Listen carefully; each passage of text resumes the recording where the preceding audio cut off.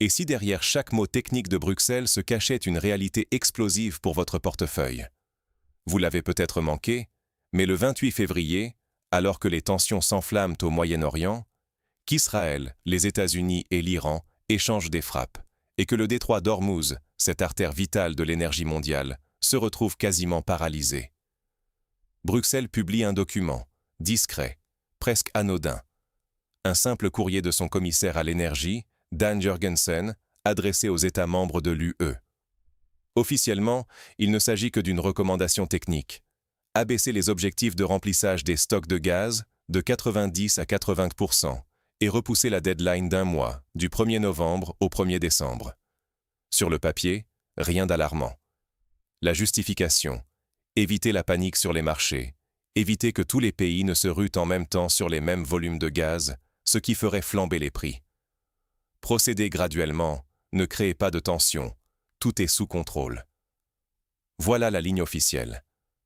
Mais attendez une seconde. Si vous étiez responsable de votre foyer et que vous voyez l'hiver approcher alors que le bois manque, que feriez-vous? Vous chercheriez à renforcer vos réserves, à trouver de nouveaux fournisseurs, à sécuriser votre famille. Or, que fait la Commission? Elle abaisse la barre, elle réduit la marge de sécurité énergétique de toute l'Europe, et elle le fait en utilisant un langage lisse, presque rassurant, sans jamais prononcer le mot qui dérange, pénurie. Ce n'est pas un simple ajustement bureaucratique. 10 points de pourcentage de moins, c'est une différence colossale. Pour toute l'UE, cela représente environ 11 milliards de mètres cubes de gaz en moins en réserve, l'équivalent de la consommation annuelle d'un pays comme l'Autriche ou le Portugal. Cette décision, habillée de technicité, c'est en réalité un signal d'alarme silencieux. Pourquoi choisir ces moments précis, alors que les prix de l'énergie explosent, que le détroit d'Ormuz, par lequel transite 20% du pétrole mondial et une part majeure du gaz naturel liquéfié, est verrouillé par un conflit militaire? Pourquoi ce silence sur la raison réelle de cette baisse? Ce n'est plus seulement une question de marché, mais bien de sécurité énergétique, de stabilité économique, de pouvoir d'achat, en clair, de votre vie quotidienne.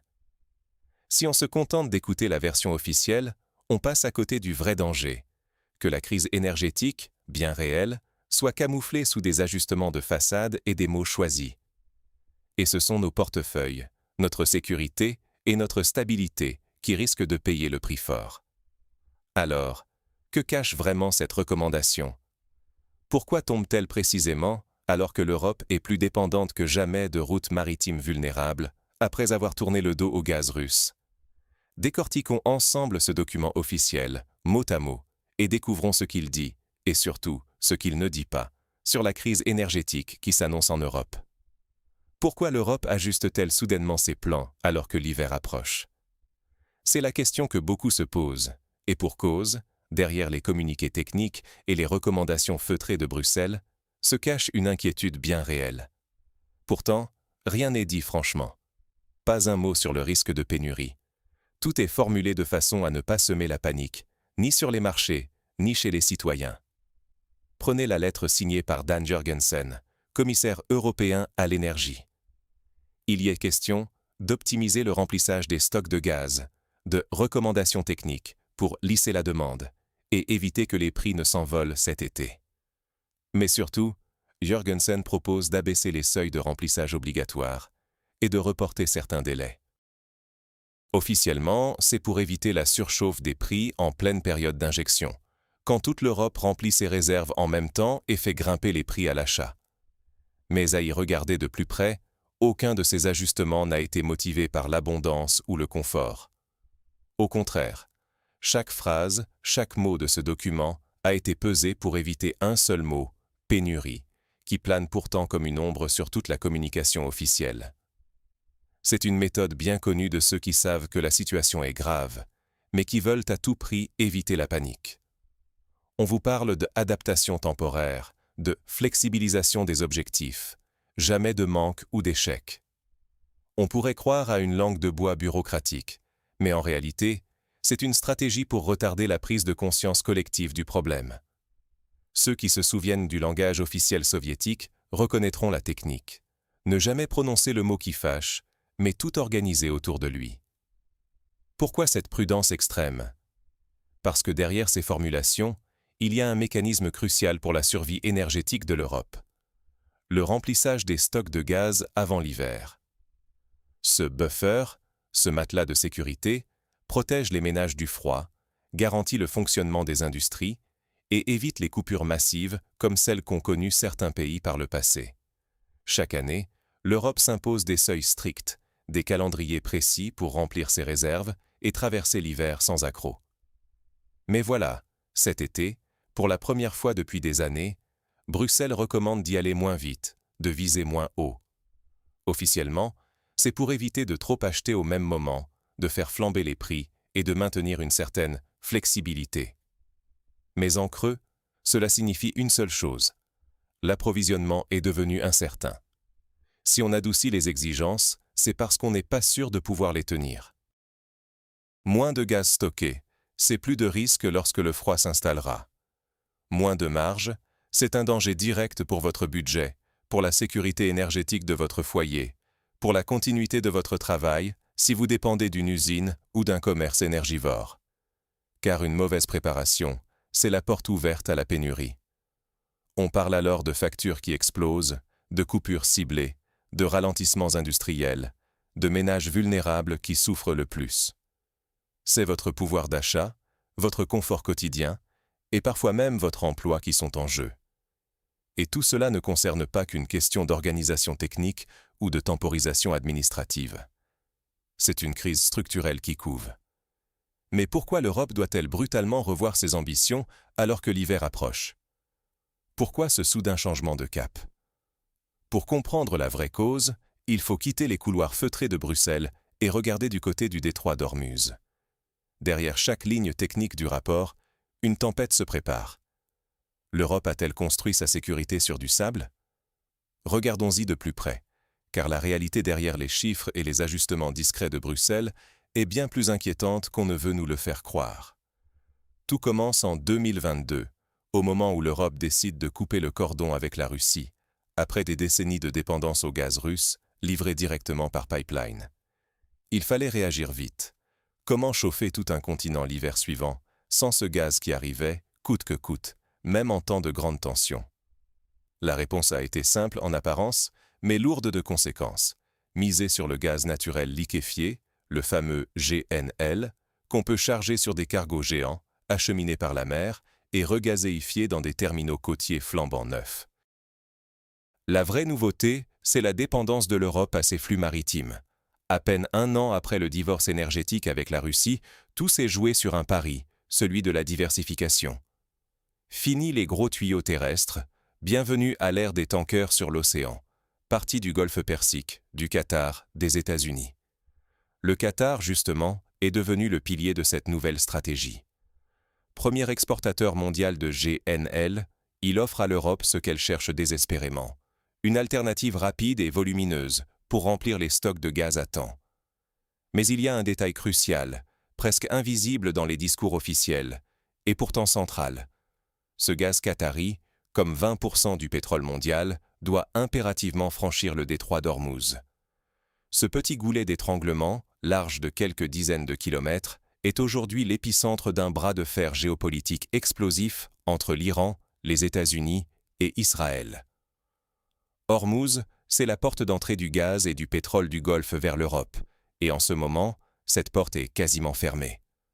Les tankers restent à quai, les routes commerciales sont coupées ou détournées, et l'insécurité règne dans cette zone où les conflits armés ne sont jamais loin. Tout l'équilibre énergétique européen repose désormais sur ce point de passage, l'un des plus vulnérables de la planète. On parle ici de dizaines de milliards de mètres cubes de gaz par an, censés sécuriser notre hiver, notre production industrielle, le simple fait d'allumer le chauffage. Imaginez, un missile tiré dans le Golfe, une salve de drones, et ce sont des centaines de cargos qui restent bloqués, le gaz n'arrive plus, les prix s'envolent. C'est exactement ce qui se passe aujourd'hui. Bruxelles, plutôt que d'informer franchement les citoyens sur la gravité du problème, préfère ajuster discrètement les objectifs. On baisse le taux de remplissage des stocks de gaz, on reporte les échéances, mais tout cela sans explication publique.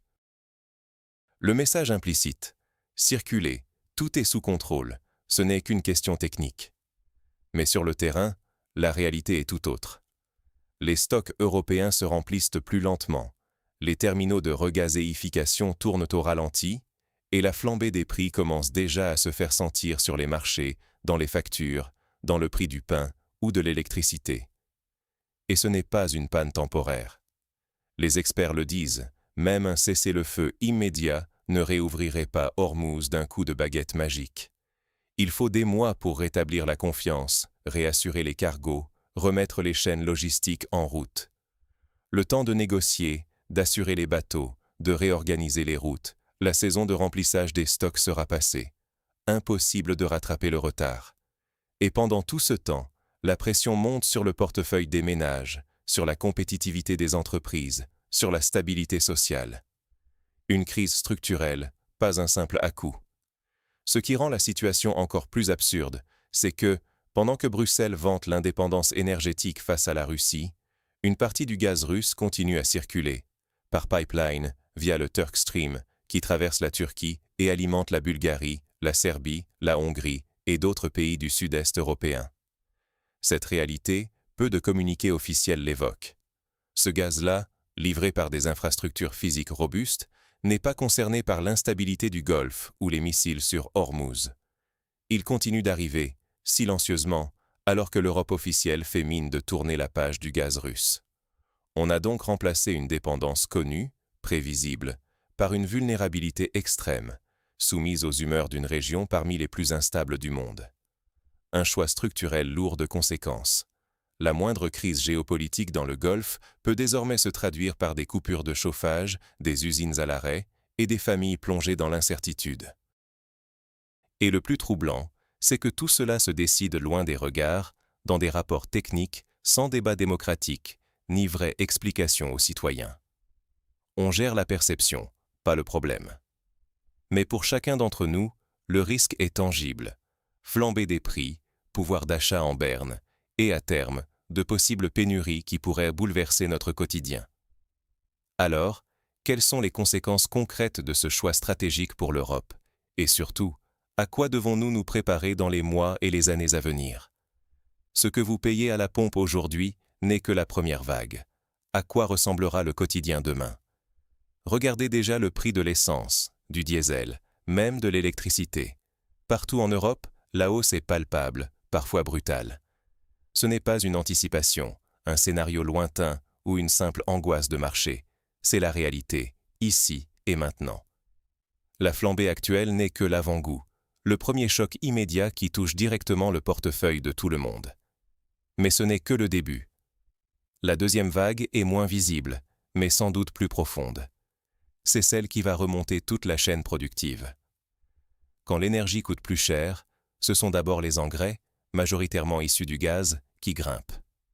Et quand les engrais coûtent plus cher, c'est toute la production agricole qui trinque. Ensuite vient la logistique, camions, trains, navires, tout ce qui transporte nos biens, nos aliments, nos médicaments. Là aussi, le prix du carburant rejaillit, de façon cumulative, sur tout ce qui finit dans notre panier de courses. Attendez-vous donc, dans les prochains mois, à voir l'inflation se glisser partout, sur l'alimentation, les biens de consommation, même les services. Mais le plus préoccupant, c'est la décision récente de Bruxelles. Décaler les objectifs de remplissage des stocks de gaz, c'est accepter que l'Europe entre dans l'hiver avec moins de réserves que prévu. Si la saison est clémente, peut-être cela passera. Mais si le froid s'installe, ce sera un hiver sans filet, un pari dangereux, surtout pour les ménages et les entreprises les plus vulnérables. Ce n'est pas seulement une question de confort ou de chauffage. C'est la sécurité énergétique, la capacité à faire tourner les usines, à préserver l'emploi, à garantir la stabilité. On a déjà vu ce type de spirale dans les années 90. Quand la crise énergétique frappe, c'est d'abord le porte-monnaie qui souffre, puis la tension s'installe dans tout le tissu économique. Les faillites se multiplient, l'emploi se fragilise, la cohésion sociale se tend. Les souvenirs de files d'attente, de rationnement, de coupures tournantes ne sont pas si lointains. Et ils ont laissé des traces, surtout dans les pays ayant déjà connu des chocs énergétiques majeurs. Et cette fois, une fracture se dessine à l'intérieur même de l'Europe. D'un côté, les pays qui ont gardé, parfois à contre-cœur, un accès au gaz par pipeline, via le Turk Stream, continuent de recevoir du gaz russe, sans dépendre des tankers qui traversent les zones de conflit. De l'autre côté, ceux qui ont tout misé sur le gaz naturel liquéfié, GNL, qui arrive par mer depuis le golfe Persique, se retrouvent exposés à la moindre crise dans le détroit d'Ormuz. Dès que la route maritime se ferme ou s'enflamme, ils sont en première ligne. Ce n'est pas une question de morale ou de choix politique, c'est une différence d'infrastructure, de géographie, de vulnérabilité fondamentale. Ce clivage, on n'en parle guère dans les discours officiels. Parce que ce serait reconnaître que la promesse d'indépendance énergétique, faite à grand renfort d'annonces en 2022, repose en partie sur une illusion. On a troqué une dépendance, celle au gaz russe, contre une autre, tout aussi risquée, dépendre de routes maritimes qui peuvent être coupées du jour au lendemain par une crise militaire dans la région la plus instable du globe. Ce n'est pas un progrès, c'est un déplacement du risque. C'est là que le langage officiel de Bruxelles devient révélateur. Plutôt que d'affronter la crise à bras-le-corps, de chercher d'autres fournisseurs, de déclencher des mesures d'urgence, la machine bureaucratique préfère ajuster en douce les métriques. On baisse l'objectif de remplissage des stocks, on requalifie le problème, on parle de ajustement technique ou de gestion de la demande. On change la règle du jeu pour que la réalité colle au plan et l'on présente ces corrections comme des solutions. Mais la situation réelle, elle, ne change pas d'un iota. C'est comme si, face à une fièvre persistante, on décidait de régler le thermomètre pour afficher une température normale. Le patient n'est pas guéri, mais le tableau paraît rassurant. Ce mode de gestion, ceux qui ont connu l'époque soviétique ou post-soviétique le reconnaissent instinctivement. Quand la réalité ne s'ajuste pas au plan, on ajuste le plan à la réalité, en espérant gagner du temps, calmer les inquiétudes, éviter de trop grandes remises en question. Mais derrière cette façade de contrôle, la crise continue de s'aggraver, lentement, mais sûrement. Et c'est là que le risque devient majeur. Tant qu'on se contente de gérer la perception, sans s'attaquer à la racine du problème, l'Europe s'installe dans une crise énergétique de longue durée. Les conséquences ? Une compétitivité minée, car produire coûte plus cher ici que chez les voisins mieux approvisionnés. Une inflation persistante, qui grignote le pouvoir d'achat mois après mois, creusant les inégalités et nourrissant le mécontentement social. Une vulnérabilité stratégique, qui expose le continent à chaque tension géopolitique dans le Golfe ou ailleurs. Et, à terme, une cohésion sociale menacée, si les sacrifices et les difficultés ne sont plus perçus comme équitablement répartis. Alors, comment réagir face à cette nouvelle donne ? Quelles leçons tirer de ce jeu d'illusions et des vrais choix structurels à faire pour éviter que la crise ne s'installe durablement ? C'est ce que nous allons explorer maintenant. Derrière chaque hausse de prix, une décision politique. Derrière chaque silence, une leçon à retenir. Ce n'est pas qu'une formule, c'est la réalité que nous vivons tous, souvent sans même nous en rendre compte. Parce que, soyons clairs, quand la Commission européenne ajuste discrètement ses objectifs de remplissage des stocks de gaz, ce n'est pas une coïncidence, ni une simple mesure technique. C'est un signal faible, mais lourd de sens, que chacun devrait apprendre à décrypter. Première leçon concrète, savoir lire entre les lignes. Les communiqués officiels s'en tiennent souvent à des mots choisis, à des chiffres rassurants, mais le vrai message se niche dans ce qui n'est pas dit. Quand on passe d'un objectif de 90% de stockage à 80%, il ne s'agit pas d'une victoire de l'optimisation, mais d'un aveu silencieux. Il n'y a tout simplement pas assez de gaz pour remplir les réserves comme avant. Derrière la façade du « tout est sous contrôle », il faut entendre « la situation est plus grave que nous ne l'admettons publiquement ». Ce n'est pas de la gestion de crise, c'est de la gestion de perception. C'est comme changer le thermomètre pour rendre la fièvre invisible, au lieu de soigner la maladie. Deuxième apprentissage.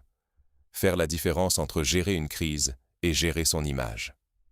Gérer la crise, c'est aller chercher de nouveaux fournisseurs, diversifier les sources, activer des plans d'urgence concrets, négocier des contrats pour sécuriser les approvisionnements, même au prix d'efforts ou de compromis difficiles. Gérer la perception, c'est adapter les objectifs, les métriques et la communication pour que la réalité semble moins inquiétante. Mais la réalité, elle, ne change pas. Le gaz ne coule pas plus vite dans les tuyaux parce qu'on a changé le chiffre dans un communiqué. Pour nous tous, citoyens ou entreprises, l'enjeu est immédiat. Anticiper l'impact sur le budget quotidien. L'énergie d'abord, chaque hausse à la pompe, à la station-service, sur la facture de gaz ou d'électricité, c'est la traduction directe de ces petits ajustements techniques. Mais ce n'est que le début. Derrière l'énergie, c'est toute la chaîne économique qui suit. Les engrais produits à partir du gaz naturel voient leur prix grimper, ce qui, dans quelques mois, se traduit par des récoltes plus chères, et donc par une hausse du prix des aliments dans les rayons. Le carburant, le transport, la logistique. Tout se répercute sur le ticket de caisse. Le consommateur est, au final, celui qui paie pour la géopolitique, même si on ne lui présente jamais la note sous cette forme. Et attention, il ne s'agit pas d'un phénomène passager. Quand on adapte un plan non pas parce qu'on a surmonté la crise, mais parce qu'on ne peut plus l'atteindre, c'est le signe d'un problème structurel. Pour les ménages, cela veut dire s'attendre à des factures plus lourdes, de façon prolongée. Pour les entreprises, surtout les plus fragiles, cela peut signifier des marges qui fondent, des difficultés à maintenir l'activité, voire des fermetures. On l'a vu lors de la crise de 2021 à 2022. L'industrie s'arrête, les prix s'envolent, et ce sont les plus vulnérables qui trinquent. Face à cette réalité, la diversification réelle des approvisionnements devient primordiale. Pas seulement dans les discours, mais dans les faits, dans l'architecture physique des réseaux. Il y a une différence fondamentale entre un pays relié par gazoduc, avec des flux stables et des prix encadrés par contrat, et un pays qui dépend de méthaniers traversant des détroits stratégiques, exposés à la moindre tension géopolitique. La vulnérabilité n'est pas qu'une question de politique, c'est une question de tuyaux, de ports, de routes maritimes. Les slogans ne font pas passer le gaz dans un bateau immobilisé au large du détroit d'Ormuz. Alors, que faire concrètement? Pour le citoyen, ce n'est pas le moment de se contenter des annonces officielles. Il faut s'informer, comparer, interroger. Pourquoi baisse-t-on les objectifs de stockage? Quels sont les plans B en cas de nouvel incident? Quelle part de notre énergie vient de sources sécurisées, locales, ou au contraire, totalement dépendantes de routes vulnérables? C'est en posant ces questions, en ne se laissant pas bercer par la seule communication, qu'on peut peser, à son niveau, sur les choix collectifs. Pour l'entreprise, c'est le moment d'examiner ses propres vulnérabilités. Quels contrats d'énergie, quels postes de dépenses sont exposés à la volatilité mondiale? Peut-on diversifier, négocier, anticiper? Le vrai risque, c'est de ne pas s'adapter, de ne pas comprendre la profondeur de la crise qui couvre derrière ces ajustements apparemment techniques. Ceux qui subissent sans rien voir venir, qui attendent que tout redevienne comme avant, risquent de se retrouver sans marge de manœuvre quand l'onde de choc atteindra leur foyer, leur entreprise, leur pouvoir d'achat. Parce qu'une crise structurelle ne se règle pas par des mots, mais par des actes, par une vigilance de chaque instant. Alors, à la lumière de tout ce que nous venons de décoder ensemble, relisons maintenant la directive de la Commission européenne et voyons concrètement ce que cela change pour chacun de nous. Aujourd'hui, chaque euro dépensé l'est aussi pour une erreur passée. Demain, il peut payer un choix plus éclairé.